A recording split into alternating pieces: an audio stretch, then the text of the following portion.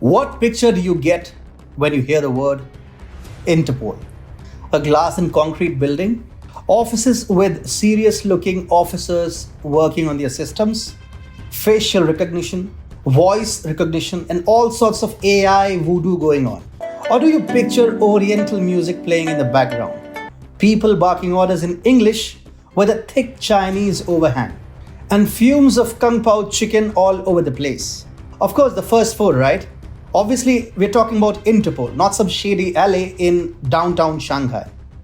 But what if we tell you that it was actually a harmonious blend of both? Hi and welcome. This is TFI Global, the foreign affairs and geopolitical analysis arm of the TFI Media Group. And I'm Atul Mishra, the founder of the TFI Media Group. In this video, I will tell you about the former Interpol chief and how he used to take orders directly from Beijing. Let's begin. Interpol, World Bank, the World Health Organizations. These are the institutions which enjoy unparalleled reputation across the world. People take these institutions at their face value. People across the world believe whatever these institutions say and whatever they do. But what if we told you that an evil organization with corrupt individuals is hijacking these institutions? Sounds like a thick movie plot, right? Sadly, it isn't just a story. You would have heard about China, the world's second largest economy. It is hijacking the most trusted global institutions. We all know what happened to the WHO. Also, TFI has extensively covered how China influences the World Bank.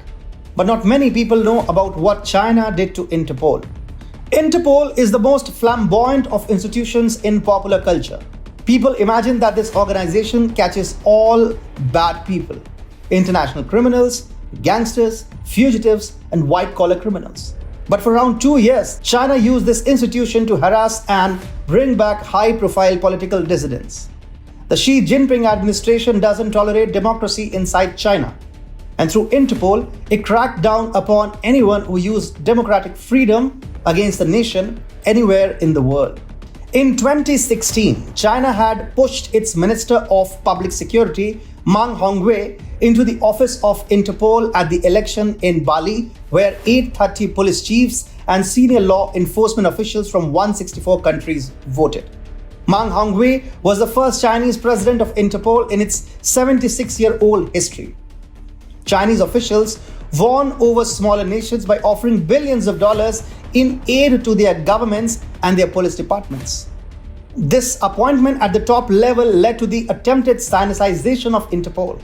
Chinese influence first showed up in a more innocuous form when Meng sought to translate official documents into the Chinese language with his 4 Chinese aides. But then more problematic things started happening, as the Chinese Communist Party started using Interpol for cracking down on political dissidents.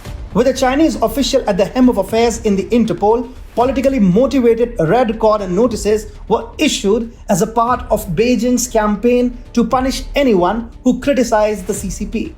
Red corner notices are generally issued for the arrest or provisional arrest of wanted persons with the Interpol system.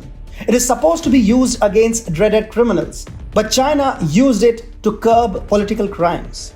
In 2016 alone, China issued a whopping 612 red corner notices. More importantly, Beijing secured the extradition of 17 individuals in the very same year. Even Human Rights Watch, an international human rights advocacy headquartered in New York City, expressed concern about Interpol's respect for human rights under Meng's leadership. It emphasized that Interpol should address Chinese misuse of the red corner notices system. The red corner notice against Dolkun Isa, a Germany-based activist, is an example of how China abused Interpol's extensive authority. Isa has been working for the rights of the Uyghur Muslim community inhabiting the Xinjiang region. One such notice was also issued against the US-based Wang Zhichang, an advocate of democracy in China. The notice against Isa did go a bit too far. It was revoked by Interpol during Meng's tenure itself, and the CCP retaliated by arresting Meng on make-believe charges of corruption. The official, who served as the Interpol chief till October 2018, was sentenced to 13 years in prison by the Xi Jinping administration in China. Just imagine, a top official was put behind the bars only because it did not facilitate Beijing's attempt to extradite a human rights activist. What China did to Interpol is an affront to the recognized international law. Beijing has systematically and openly abused the process of a trusted international organization. We ask a serious yet blunt question. Does China have a right to remain a part of the Interpol? As far as we know, the United Nations and its allied organizations have been formed in order to protect human rights.